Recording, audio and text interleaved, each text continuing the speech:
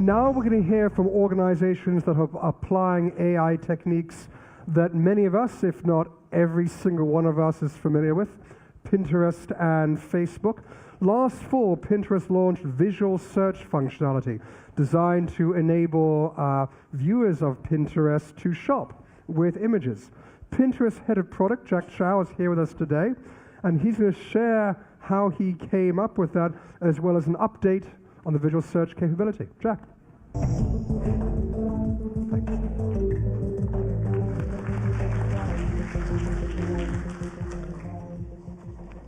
Hello, my name's Jack Chow. I'm head of product at Pinterest. Just to clarify one thing, I alone did not come up with visual search. The team really took that and ran with it, and I'll talk a little bit about that as we get into it.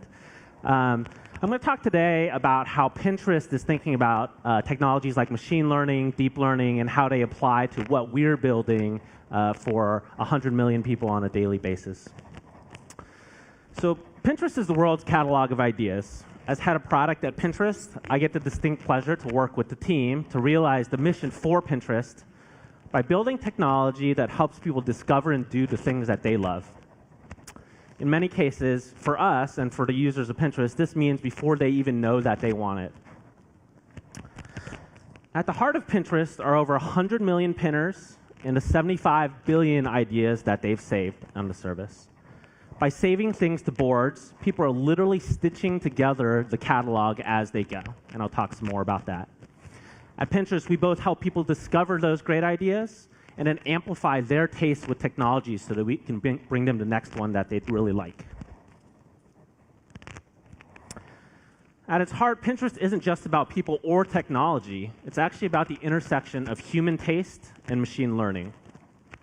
It's a product and technology that matches people and ideas through the lens of other human beings.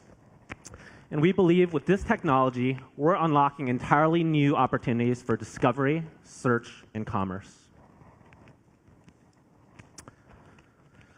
So Pinterest is a technology company, but we actually start our days thinking about something other than machines, other than the technology that we build, and that's the people. Pinterest starts with people and how they use Pinterest on a daily basis. That's both the people who are using the product for themselves, but then also the way that they naturally contribute back to the catalog of ideas through that saving, through that usage of Pinterest. It's people like Tatiana, who lives in Lafayette, California, pretty near here. She came to the United States from Colombia, and she came in pursuit of a more creative lifestyle and life for herself. She started what's called an upcycling furniture business. That means she actually takes old furniture, refurbishes it, and sells it to others. She's discovered ideas for how to remake old cabinets, chairs, and other objects on Pinterest every single day.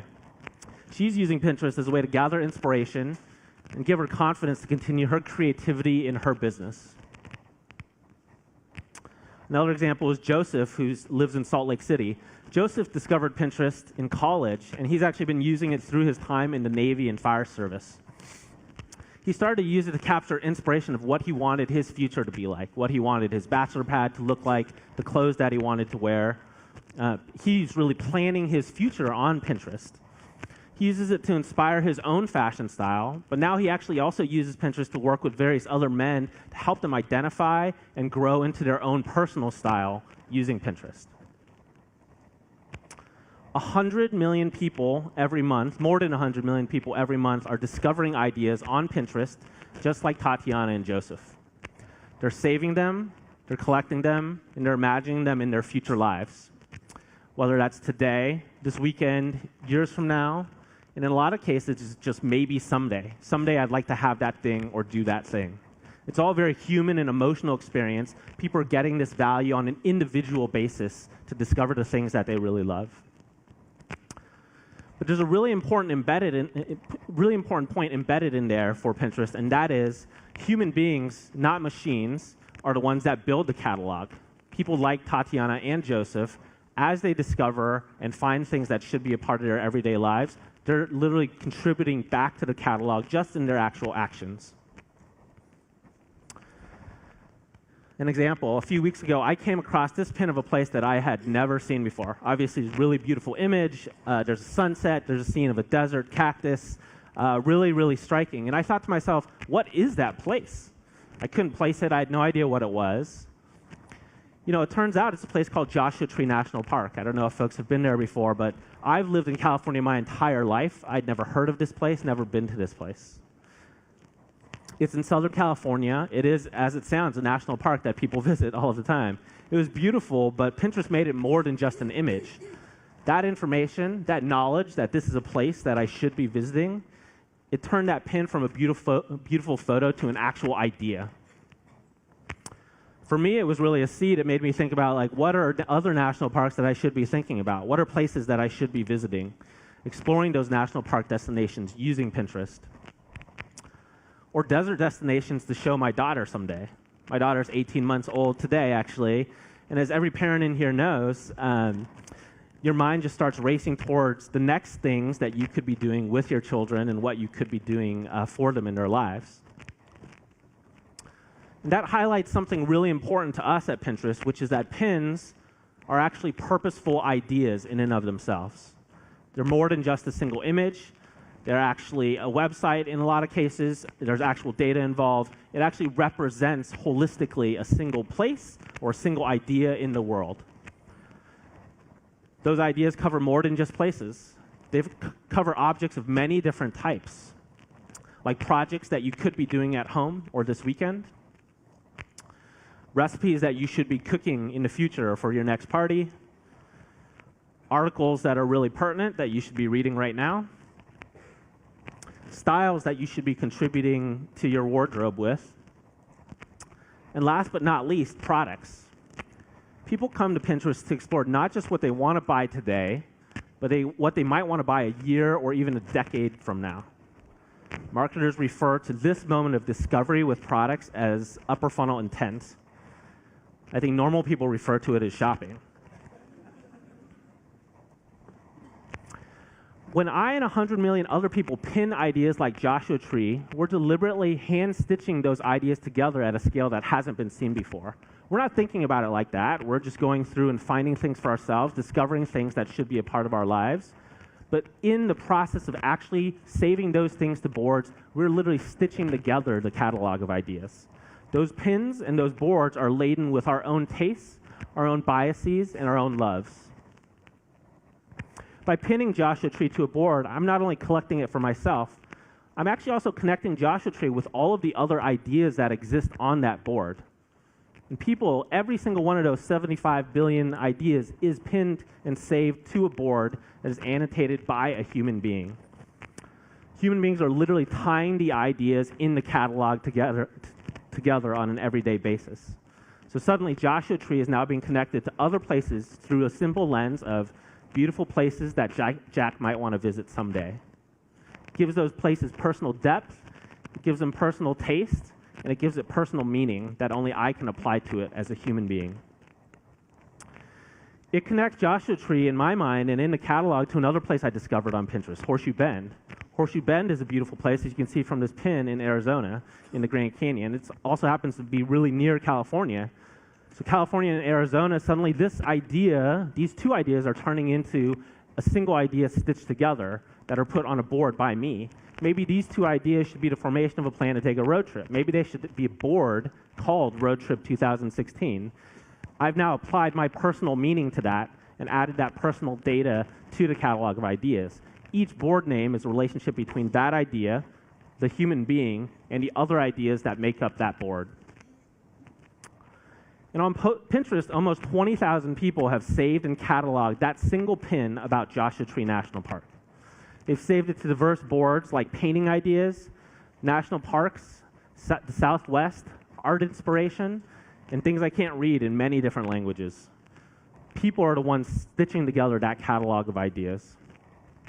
Now we get to the part that we're talking about here, machine learning, deep learning, the technologies that then enable the experiences on top of that data. And that's where we at Pinterest ask technology to take over, to amplify human tastes, not replace it. The catalog of 75 billion ideas, constantly growing, is too large for any single human being to actually sift through. But because the catalog is delicately annotated by people, technology, algorithms, and machine learning can do their best work.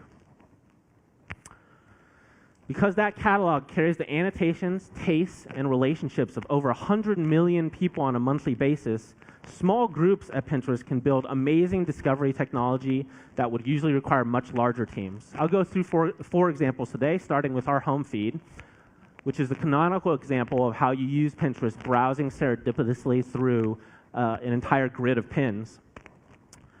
Our home feed is actually the place that I discovered Joshua Tree National Park, from a collaboratively filtered recommendation that's ranked by machine learning models that every day think through, what is Jack gonna like seeing today?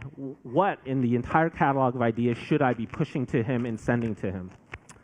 Our technology understood my tastes, the pins that I've saved in the world, and then amplified the human taste of 19,000 other humans to connect that pin to me.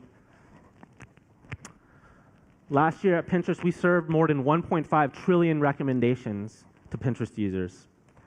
And that number continues to grow as we invest in algorithms that amplify the personalized recommendation signals we extract from each pinner's actions. As people use Pinterest more and more, they save more and more things to their boards. Pinterest, the machine, and the technology and the catalog of ideas all get smarter for that person. And for Pinterest, it's not about giving me a single answer. It's actually about helping me explore and find the right answer in the catalog for me. That idea that we refer to as subjective discovery instead of an objective answer is also true of searching the catalog. Searching Pinterest is vitally important to us because when you have the world's catalog of ideas with 75 billion ideas in it, that's pretty hard to explore it without being able to search for the thing that you want in that moment. 2 years ago, we launched Guided Search, which now influences the design of every major search engine today. Guided Search suggests search query modifiers, as we call them guides, at the top of the screen, which help people decide what they should be exploring next. And that's really vital to what Pinterest does on a daily basis. It helps people discover the next thing they should be thinking about, the next thing that's actually right for them. Additionally, the quality of our search results are visually fantastic because we're taking both technology and people together. We have a human-based understanding of what people subjectively love in the catalog, and then we build the machines to help amplify that taste and human preference. When we talk about search at Pinterest, though, we're both talking about the text queries of today, but also the visual queries of tomorrow. Searching the catalog of ideas with images and pixels is what we refer to as visual search. We launched visual search about 6 months ago. Visual search enables pinners to zoom in on specific objects in pins, watches, sofas,